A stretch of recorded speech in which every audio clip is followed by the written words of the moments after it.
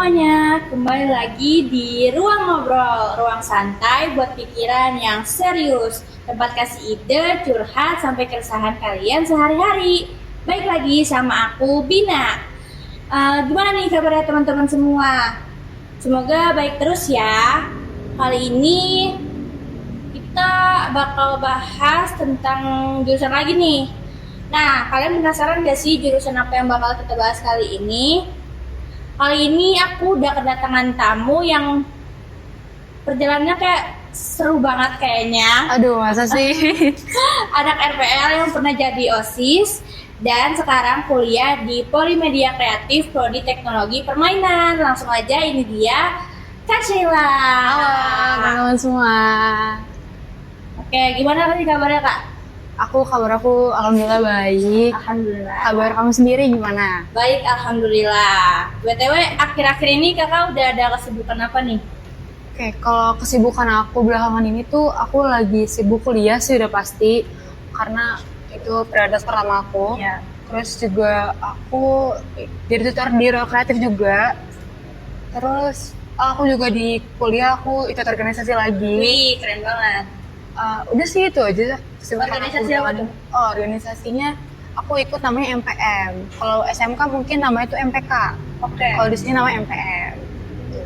Berarti di sana ngapain aja itu MPM? Dia lebih banyak ke ngawasin organisasi-organisasi di luar MPM nih, kayak BEM, terus himpunan himpunan. Itu tuh diawasinnya sama organisasi aku, sama MPM. Oh, persis kayak MPK ya berarti? Iya. Oke.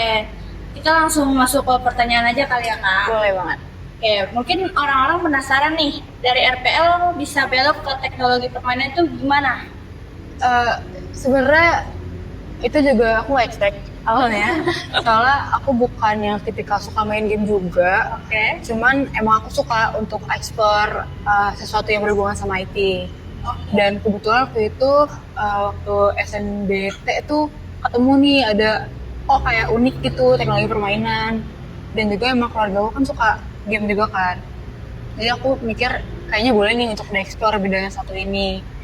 Dan ya akhirnya terjun di teknologi permainan tapi masih tetap coding juga kayak di RPL dulu. Oh, jadi di teknologi permainan ini tetap ada codingnya ya? Betul, karena sebenarnya dari game itu juga banyak aspek-aspeknya juga. Ada bagian-bagiannya juga, ada yang bikin ceritanya, bikin aset-asetnya kayak gambar-gambarnya, sama ada yang ngoding-ngoding programnya juga.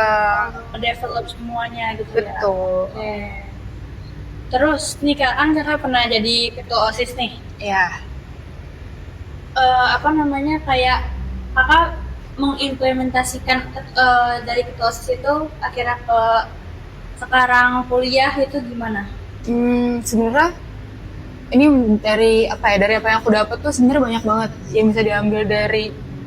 Sebenarnya nggak harus kata OSIS sih. OSIS itu sendiri tuh udah masih banyak banget ilmu sosial ke aku, dari mulai ilmu komunikasi, cara kita komunikasi kayak gini aja nih. Terus ilmu untuk bisa akrab sama orang baru, untuk nggak canggung, terus manajemen waktu juga itu dapat dari OSIS sih aku, karena di kuliah itu benar-benar hektik banget teman-teman.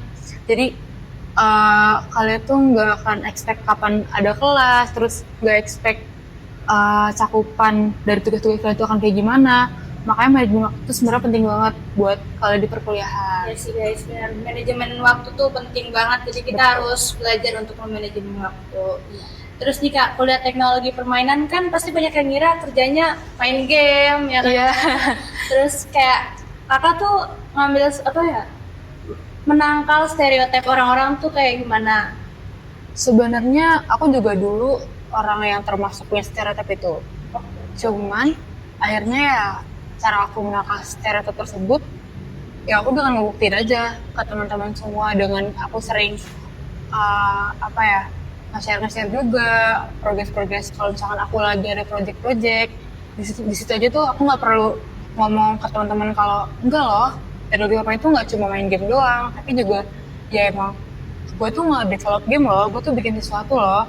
Game-game yang biasa kalian main itu gue bisa bikin kayak lebih ke ya nggak usah ditangkal pakai kata-kata nggak sih, ya langsung buktiin aja, kasihin aja karyanya. Berarti kakak udah pernah bikin game sendiri nih? Udah, karena dari di kampus aku sendiri tuh kita udah bikin game dari orientasi malah. Kita udah disuruh bikin game, terus semester 1, semester 2, sampai sekarang aku semester 3 tuh udah lumayan sering juga untuk disuruh bikin game. Kakak pas bikin game itu di bagian apa? Kayak strategi? Aku di bagian game programmernya. Sama sebenarnya, jadi kita tuh di game, tadi aku udah mention juga, kalau misalkan di teknologi permainan itu ada 3 role. Ada namanya game designer, ini yang bikin narasi-narasi ceritanya. Ada game artist, dia yang bikin art-artnya. Sama game programmer, dia yang bikin semua sistem-sistemnya dan bikin kerangka dari gamenya. Aku dapet kebetulan karena aku punya basic coding juga, jadi aku ngambilnya di game programmer. Tapi aku juga sering ikut sama teman aku untuk ikut brainstorming ide game ke teman-teman dari game designer supaya bisa satu lah apa yang kita kerjain bisa nyambung lah.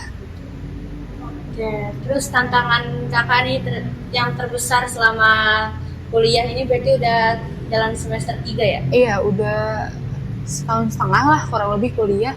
Tantangan terbesarnya sebenarnya lebih ke manajemen waktunya sih, karena tugas-tugas yang ada di kuliah tuh jauh beda banget sama apa yang ada di SMK. Sebenarnya mungkin karena aku politeknik ya, jadi nggak jauh beda, masuk praktek-praktek juga. Cuman emang misalkan kalau di SMK cakupannya cuma 1 kali praktek, misalnya tuh bisa sampai 2 kali 3 kali praktek, jadi kayak lebih banyak aja gitu.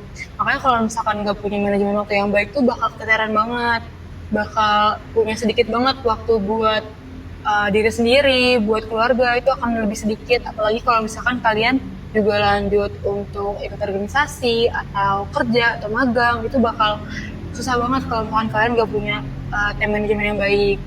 Terus cara kakak untuk time management itu kayak gimana? Kalau dari aku sendiri, karena aku dulu udah pernah di OSIS juga, jadi aku set orientasi. Karena sekarang kan aku punya beberapa kesibukan. Prioritas aku pasti aku yang aku pegang pertama itu udah pasti kuliah. Terus baru ke organisasi aku, baru ke di sini sekarang aku ngajar. Terus baru untuk keluarga dan diri sendiri. Mungkin akan kerasa banget perubahannya, perbedaannya, dan capeknya tuh bakal kerasa banget. Cuman ya dinikmatin aja, toh ntar juga bakal berjalan dengan seharusnya. Oke. Aduh guys, ternyata kuliah itu nggak segampang yang kalian pikirin ya guys. Betul. Apalagi kalau ngambil organisasi, kerjaan, jadi kayak buat waktu buat diri sendiri juga susah ya kadang, buat jalan-jalan me time, buat gitu. Nongkrong susah banget. Apalagi ini tergantung kampus sih, cuma kan ada yang gaya hidupnya juga gede, akhirnya kita harus ngikutin. Mungkin dari situ kita mulai harus kerja segala macam, kayak gitu sih. Tuh guys, jadi tetap sekundaris kalian ya. Pilih-pilih teman tuh sebenarnya boleh-boleh aja, asal kitanya juga pinter-pinter. Oke Kak, ada pesan gak sih buat teman-teman kita yang masih SMK atau SMA gitu, buat atau ada yang lagi bingung gitu milih jalur nanti ke kuliahnya? Paling pesan dari aku, ini kan masih awal-awal nih, baru mau kalian belum ke SNBU lulus SBT kan? Iya. Coba untuk banyak-banyakin riset sih, dan coba dari sekarang lihat dulu kalian tuh minatnya kemana. Karena kalau misalkan kalian cuma ngelihat kerjaan atau prospek kerjanya gede, prospek kerjanya gede, tapi kalau kalian nggak minat, kalian nggak enjoy, kalian tuh nggak akan betah kuliahnya. Justru kalian malah bakal drop out di tengah-tengah. Itu nggak banget sih, sayang banget uangnya, sayang banget waktunya. Makanya coba untuk riset dari sekarang. Terus kalau misalkan kalian udah ketemu, coba kira-kira kampus mana nih yang bukan hanya bagus aja, tapi kalian yang mampu untuk bertahan di situ. Benar banget. Seru banget ya guys ngobrol kali ini. Terima kasih buat Kak Sheila yang udah sharing perjalanannya sampai saat ini.